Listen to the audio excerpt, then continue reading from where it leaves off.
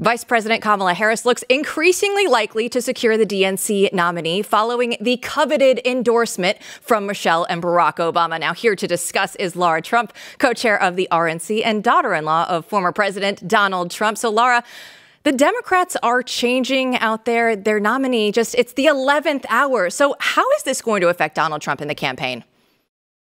Yeah, it's really shocking. And by the way, you could not have two more different parties right now. You look at the Republican Party, and we're coming off of an incredible convention where I don't think you've seen unity like we have right now in the Republican Party in generations, quite frankly.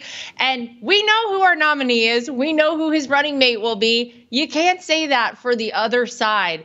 In terms of what that means for us, look, our message, no matter if it was going to be Joe Biden, Kamala Harris, someone else they might plug in, we've heard a lot of names thrown around, obviously, is that we actually have the only candidate who has done the job of President of the United States and done it successfully. That is Donald J. Trump. We have to go out and continue to remind the American people about how much better off their life was with Donald Trump in the White House. If it does turn out to be Kamala Harris, shocking that we're here at the end of July and we don't know yet who the Democrats are actually running, despite the fact they had a primary and 14.5 million people voted for it to be Joe Biden.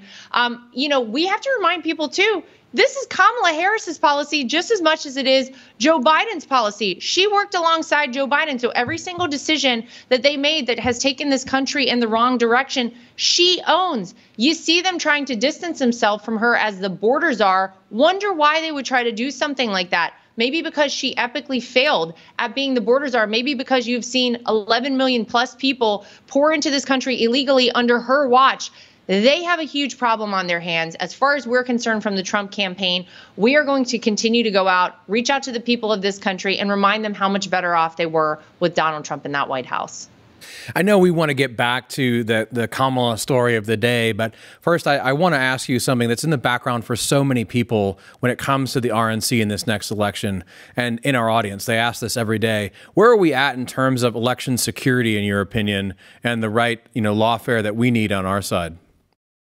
Yeah, it is the number one focus of the RNC. When Michael Whatley, the chairman, and I took over, we said, you know what? The RNC's tried to do too many things. We are going to pare that down. We're going to go bare bones, and we're going to focus on one thing, and that is election integrity. And we have pledged to have 100,000 volunteers all across this country. Yesterday, I was in Tampa, Florida with the chairman. We opened up an election integrity office there.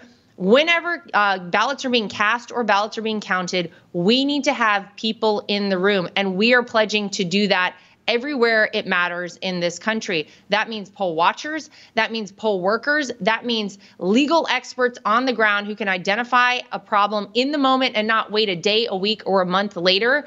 We also have been asking for secretaries of state and state legislatures, make sure you have your voter rolls cleaned. States have been complying and doing that willfully, and where they don't do those sort of things or have, verification for ID on mail-in ballots, we go ahead and we present them with a nice little lawsuit. We have 96 lawsuits out right now to ensure that the rules of the road are set up and so that every American, no matter if you're voting for a Republican, Democrat, or third-party candidate, when you go cast a ballot in the United States of America, your vote matters, your vote counts. It is our number one focus, and we are very proud of the operation we have underway so far.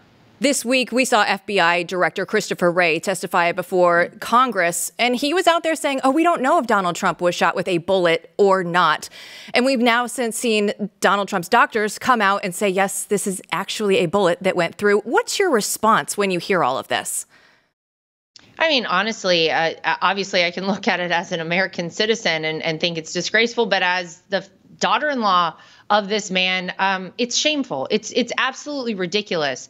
The idea that we're going to go ahead and pick apart something that nearly killed my father-in-law right now nationally is crazy. The fact that there's any question as to what happened there is honestly shocking. And I would like to see a little more focus and emphasis put on what happened and not exactly what happened with his ear. It's completely absurd, obviously. But I think it just goes back to the fact that there are so many people in this country who really, for whatever reason, have this adverse reaction to Donald Trump. And it doesn't seem like they can help themselves. We've also heard reports of people who say this whole thing was set up. This was a hoax. This didn't really happen. Someone died. People were injured. And my father-in-law nearly lost his life. It is disgusting whenever you hear things like this out there. Really shameful.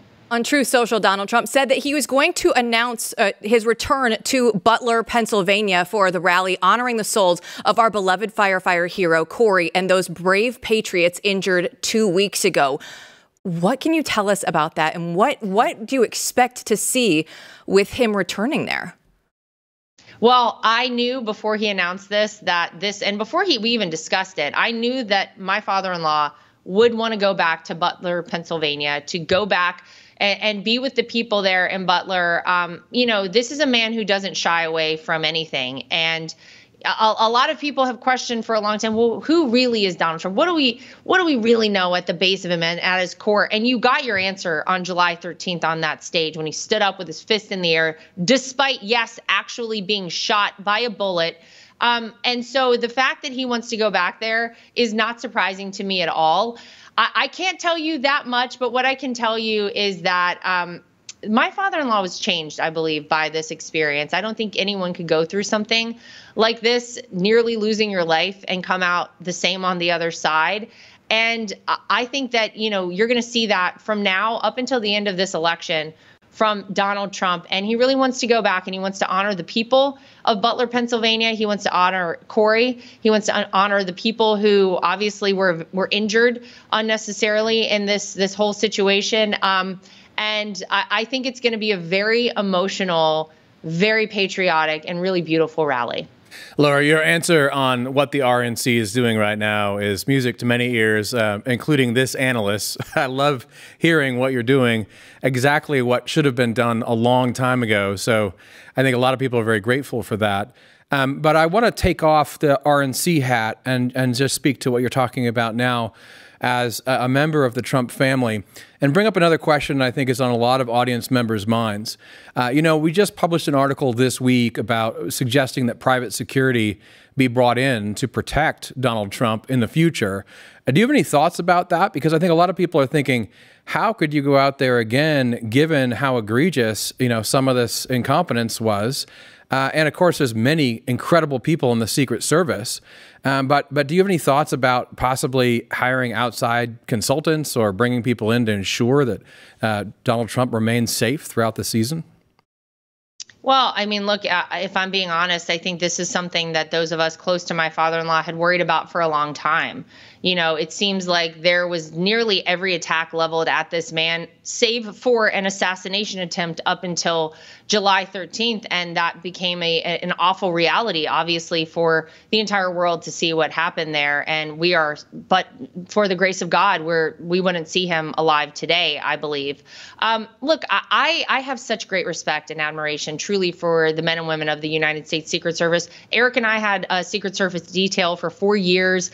These are some of the most hardworking, incredible patriots you'll ever meet. And I think that they do their jobs very well. Now, at the top, I think clearly there was a lack of leadership, and I think that trickles down. I don't worry that the people on the ground with my father-in-law are doing their jobs, because I've seen them, and you saw those people jump on top of him, literally put themselves in between my father-in-law and an assassin, and you didn't know at that moment what else was out there. Was there another shooter out there? They risked their lives for him, and they were willing to give up their lives for him. So I have no doubt about their capabilities, and those people did their job exactly as they should have. We certainly needed a change in leadership at the top, and the fact that you didn't have the Secret Service director resigning immediately in the aftermath of this is shocking, I think, to a lot of people. Now that she's gone, and now that there's new leadership at the top, I really hope that we see some changes, and I believe we will. And I believe this probably woke a lot of people up. So right now, I don't think there's a need for any extra security. I think that everybody understands what could happen because we saw it happen, and I believe they're taking it very seriously.